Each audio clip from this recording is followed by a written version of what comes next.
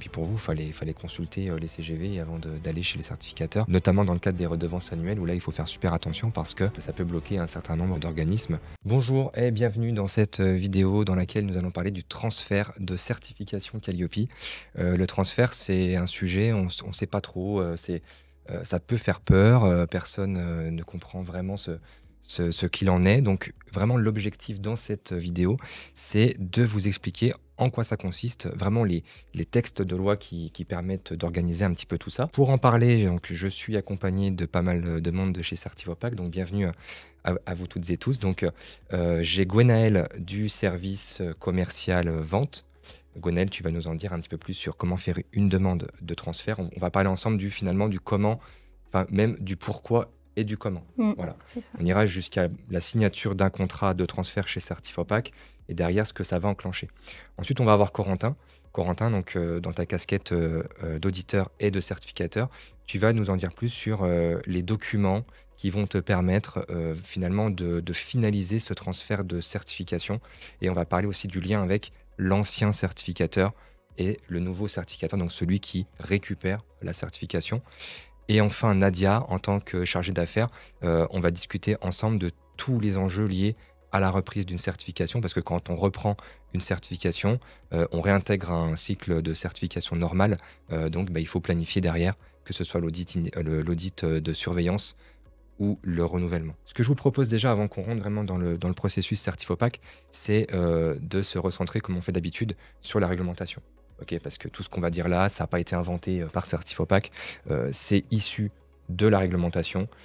Il y a un premier texte fondateur, souvenez-vous, c'est le 6 juin 2019, c'est l'arrêté du 6 juin 2019 qui concerne toutes les modalités d'audit.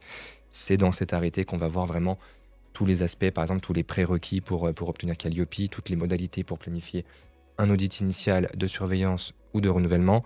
Et vous avez un article 7 qui parle du transfert de certification. Alors, on s'est permis de vous l'afficher ici.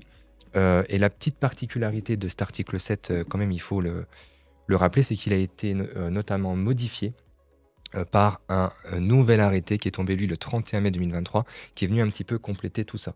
Voilà. Alors, ce que je vous propose, c'est, je ne vais pas rentrer dans le détail de cet arrêté, enfin de cet article 7. Il est disponible en dessous de la vidéo et il est disponible sur le site de Certifopac. Ce qu'il faut retenir dans les grandes lignes, et après je vous laisserai la parole, c'est que un transfert de certification, c'est la reprise d'un certificat existant et valide. Hein, c'est-à-dire que s'il est suspendu chez le certificateur actuel, ça ne marchera pas. Il faut qu'il soit valide. Sur l'ensemble de son périmètre, donc sur l'ensemble de ses catégories, on ne peut pas dire, bah tiens, je suis certifié chez A sur formation, bilan de compétences et CFA, puis je vais transférer CFA sur Certifopac. Bah non, en fait, on transfère tout ou rien. Voilà. Et donc, par un autre certificateur accrédité. Alors accrédité, c'est important. Faut quand même rappeler qu'il y a une trentaine, voire même une quarantaine maintenant d'organismes certificateurs Calliope. Il y a deux grandes familles. Il y a la famille à qui appartient Certifopac, c'est la famille des certificateurs accrédités.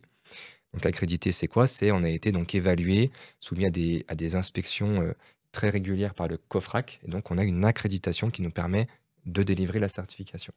Donc, quand on est accrédité, on peut transférer. Donc, on peut transférer la certification chez un certificateur accrédité. Ceux qui sont en cours d'accréditation, malheureusement, c'est pas possible. Voilà. Alors bon, quand on a dit ça, on n'a pas encore tout dit, mais ça permet de bien comprendre que un certificat, c'est quoi? C'est on va d'un certificateur A à un certificateur B et on garde une certaine portabilité. Ça, tu vas nous en parler juste après. Alors voilà pour ce document, pour cet arrêté, pour cet article numéro 7. Maintenant, moi, j'ai une première question pour toi, Gwenaëlle, c'est quel est l'intérêt aujourd'hui de transférer son certificat Calliope? Il y a plusieurs organismes de formation qui souhaitent transférer leur certification parce qu'ils n'ont pas la qualité, par exemple, d'échange avec leur ancien organisme certificateur. Il y en a d'autres, c'est parce qu'ils ne peuvent pas respecter les dates qu'ils souhaitaient pour réaliser leur surveillance ou autre. Ou tout Donc pour la simplement aussi planif, pour la planif d'audit, tu parles. exactement, pour la planification. Ou alors également pour, un peu comme tout le monde, pour des questions budgétaires où là, on recherche vraiment un tarif plus concurrentiel, on va dire. Ils font appel à nous pour répondre à cette demande. Donc, ils font leur demande et c'est un peu comme les opérateurs téléphoniques, en fait. On a une ligne chez l'un et en fait, on souhaite transférer ailleurs. Et du coup, nous, c'est un petit peu ce qu'on fait via le transfert. On récupère l'ancien certificat pour le recréer à notre nom, en fait. Donc, on ne perd aucun bénéfice de la certification, tout comme un opérateur téléphonique qui reconduit notre ligne chez notre nouvel opérateur. J'aime bien cette métaphore, là, ce que tu dis là sur la portabilité, parce que quand tu es certifié Lopi, ça te donne accès au financement. Et dans le cadre d'un transfert, c'est super important. Tu peux pas te permettre de ne plus être sur la liste publique des centres de C'est formation, ça. même ne serait-ce que 3 ou 4 jours. Derrière, tu es déréférencé sur EDOF, donc tu peux pas. Et c'est pour ça que parfois ça peut être un frein et les personnes ont besoin d'être assurées justement à ce sujet-là parce qu'ils ne savent pas forcément qu'on peut transférer en cours de cycle. Dans le pourquoi, si je résume un petit peu, c'est on va rechercher une plus grande réactivité chez un certificateur, un tarif aussi. On va aller voir aussi, mettre en concurrence, hein, parce que bon, c'est aussi des frais Calliope. C'est voilà, c'est quand même une démarche entre guillemets obligatoire pour accéder aussi au financement. Donc l'un dans l'autre, ça peut être intéressant. Et il y a l'aspect, comme tu disais, un petit peu les dates d'audit, mais moi j'y intègre un petit peu plus largement tout l'aspect fonctionnel, tout l'aspect métier. Ça peut être aussi, au-delà de la réactivité, c'est tout le support administratif, les outils. Et je pense que c'est aussi un petit peu souvent ce que viennent chercher les gens sur Apollo, Oui.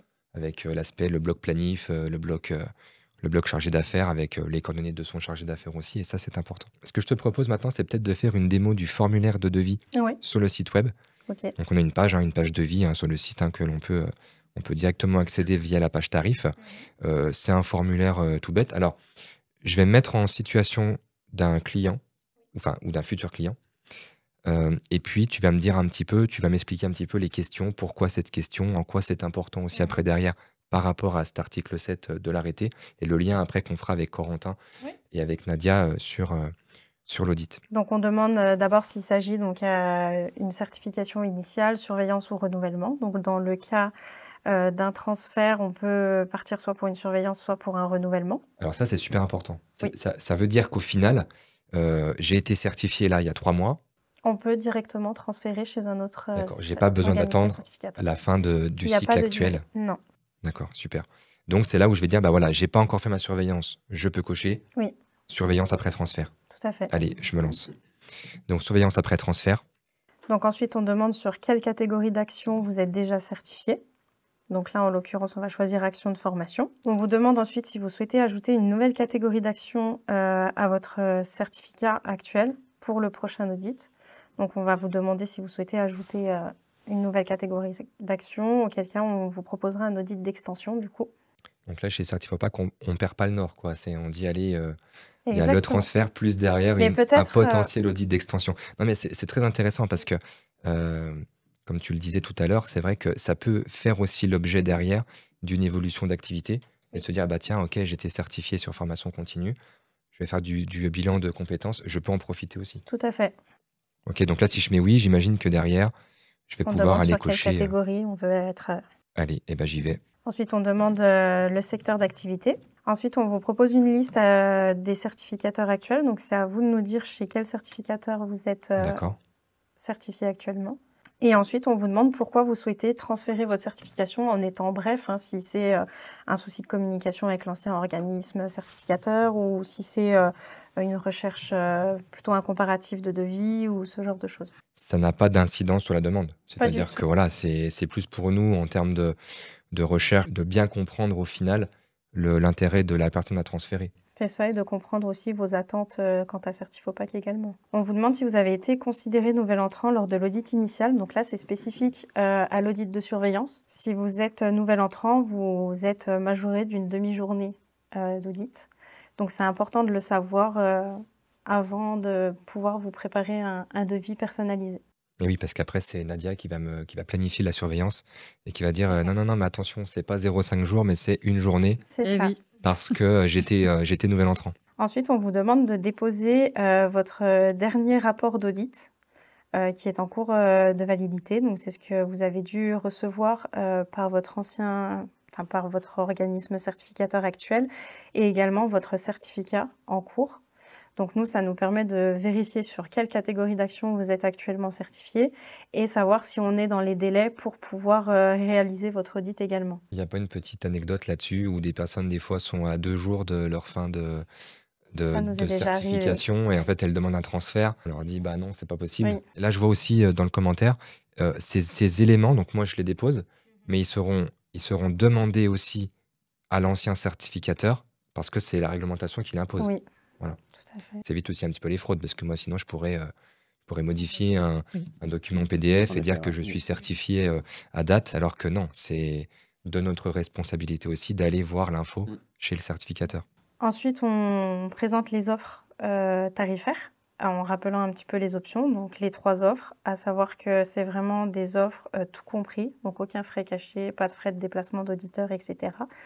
Donc, on vous demande de choisir vraiment l'offre qui vous correspond le plus. Ok, donc ça, si on n'est pas encore à l'aise sur la tarification, on peut cliquer sur combien coûte la certification C'est ici ça, et aller consulter la page tarifaire avec la petite vidéo. avec le rappel des options, Voilà, on etc. va pas revenir vraiment sur les 3 options avec les tarifs. Tout est expliqué sur la vidéo dédiée sur les tarifs. C'est vrai que c'est intéressant aussi d'avoir cette question parce que ça permet aussi de voir qu'est-ce qu'on vient chercher. Est-ce qu'on vient chercher un prix? Est-ce qu'on vient chercher aussi des outils rapides pour la planification, pour le suivi d'un dossier, pour l'expertise aussi recherchée? Parce que quand on est un gros organisme, quand on est un organisme multisite, qu'on a besoin aussi d'avoir un chargé d'affaires dédié, et ben là, vous avez toutes les offres correspondantes ici pour répondre à votre besoin. Ensuite, alors j'imagine qu'on est sur des questions assez classiques, hein. Là, je vois donc le Oui. NDA.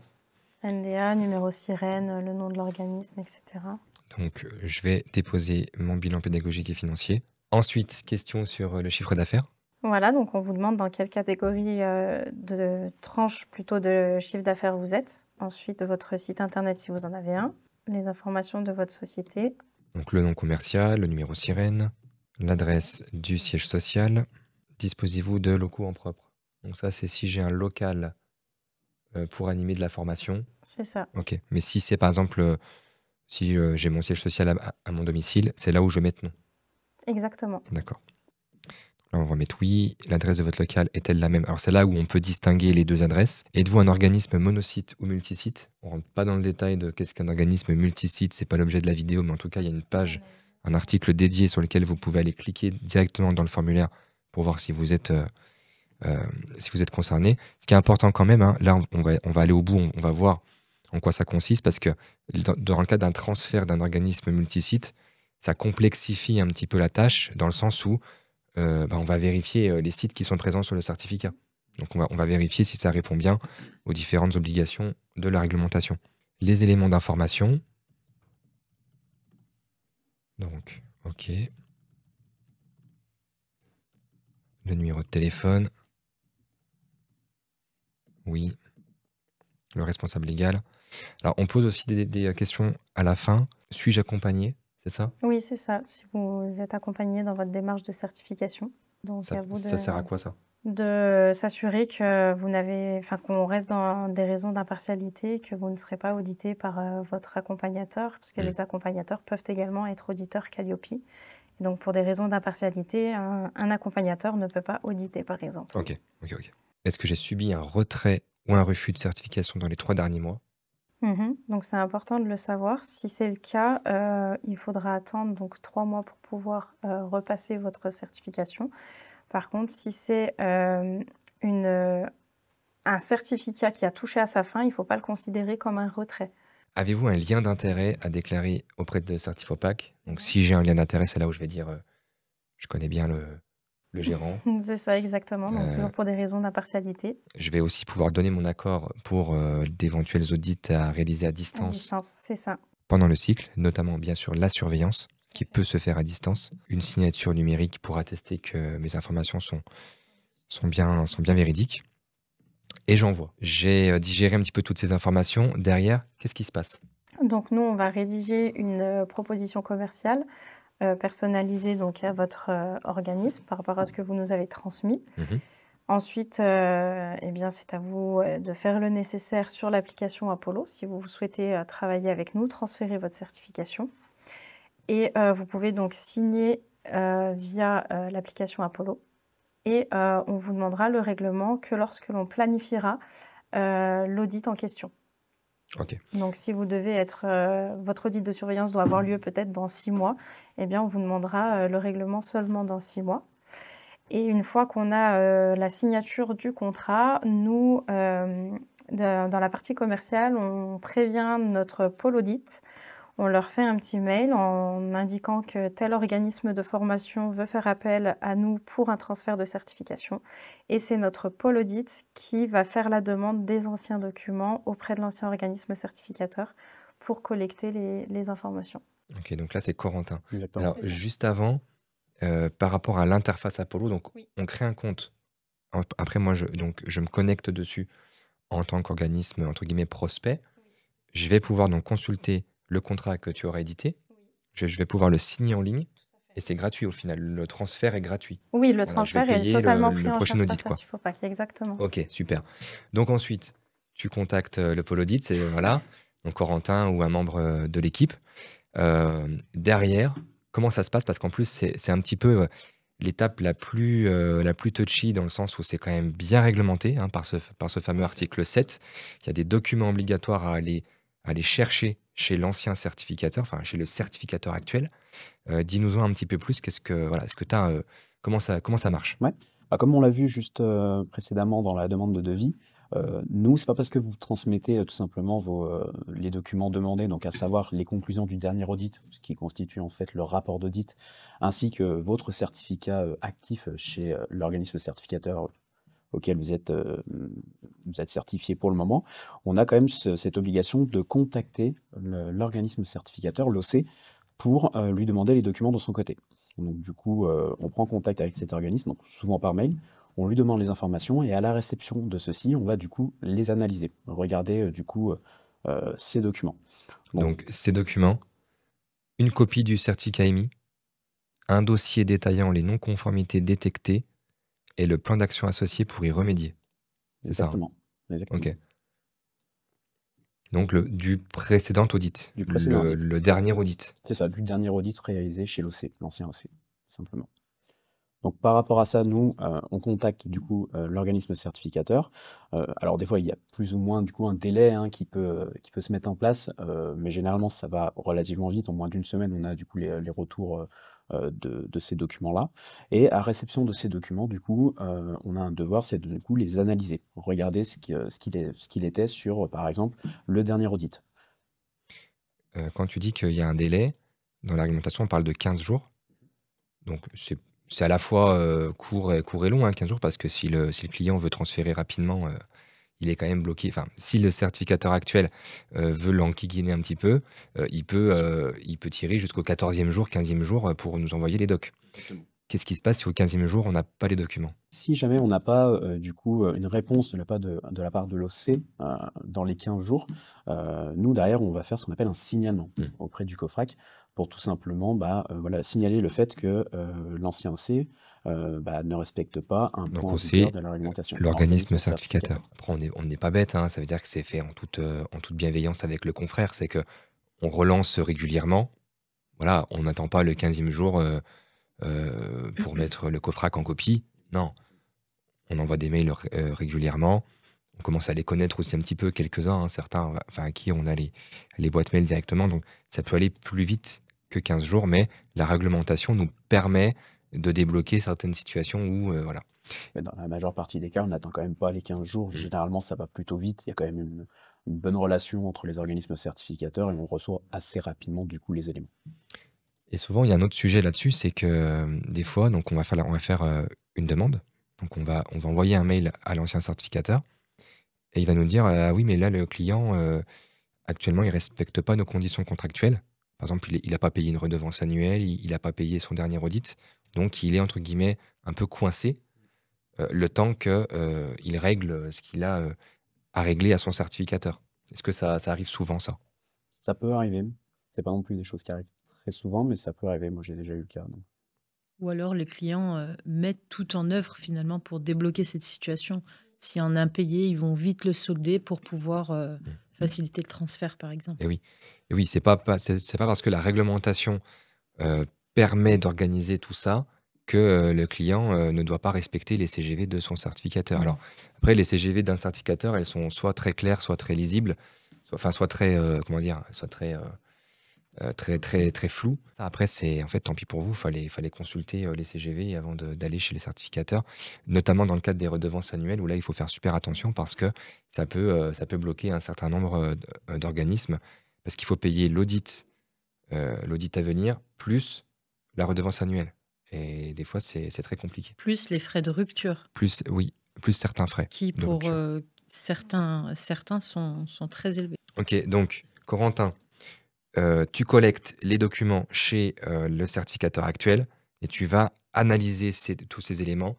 Qu'est-ce que tu vas aller consulter? Comment tu vas prendre, toi, ensuite, une décision derrière pour dire je reprends le certificat chez Certifopac ou pas? Du coup, à la réception des documents, on va déjà aller ouvrir dans un premier temps le certificat pour tout simplement voir si le client est bien au statut en fait certifié, qu'il a bien un certificat valable.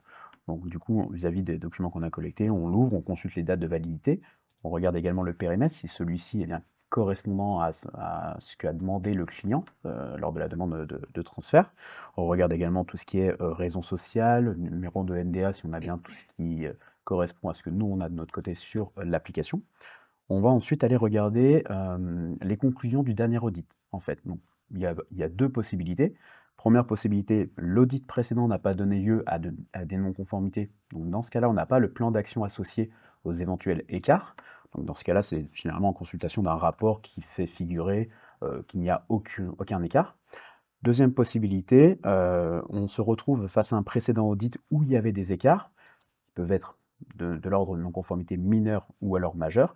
Le but, c'est de bien se rendre compte qu'on a le plan d'action dédié correspondant aux écarts avec le statut final de la non-conformité, si celle-ci est levée ou pas. Voilà. Puisque derrière, il va y avoir des conséquences sur la planification du prochain audit, car en cas de non-conformité non levée, si par exemple ce sont des non-conformités mineures, nous allons devoir bien nous assurer qu'elles soient vérifiées lors du prochain audit, tout simplement. Voilà. Oui, pour qu'en fait tu donnes une continuité dans la certification existante. S'il y a eu une non-conformité mineure avant, il faut la suivre et l'auditeur va devoir l'évaluer lors du prochain audit. C'est ça, exactement.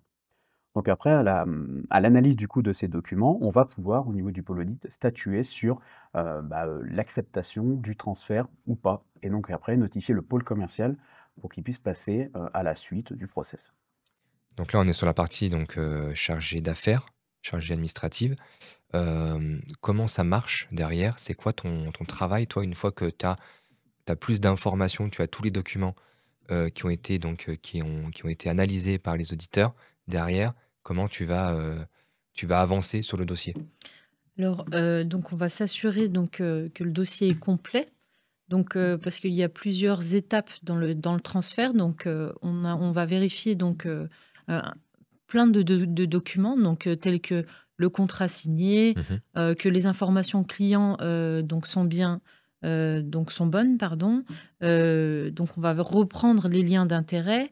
Donc, on va reprendre le CABIS. On va de nouveau vérifier le NDA. Et puis, on va bien évidemment reprendre. En fait, ça va être surtout vérifier l'archivage des documents.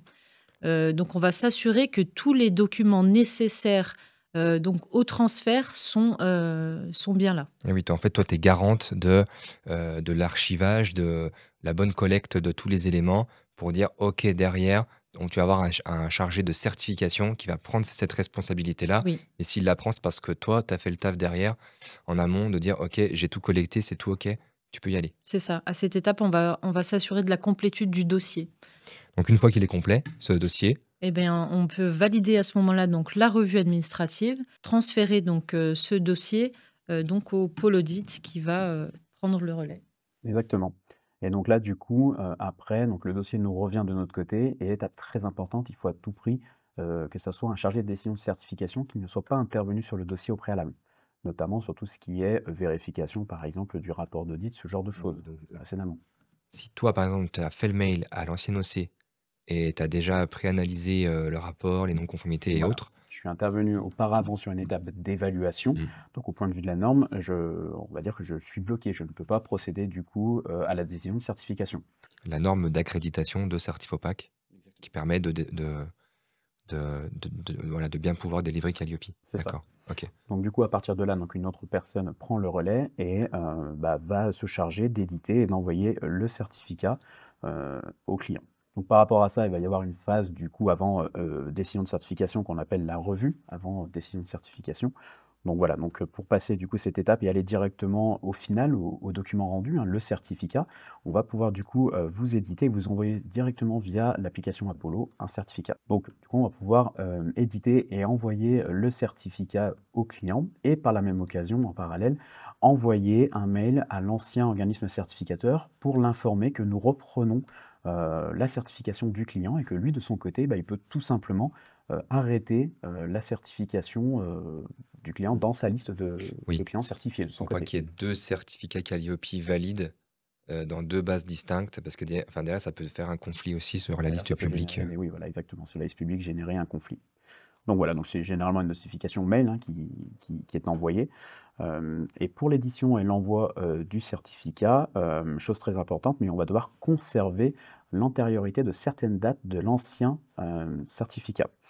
Donc pour ce faire, forcément, la date d'édition du certificat se fera à la date du jour, tout simplement, à la date à laquelle nous avons délivré le certificat au sein de Certifopac.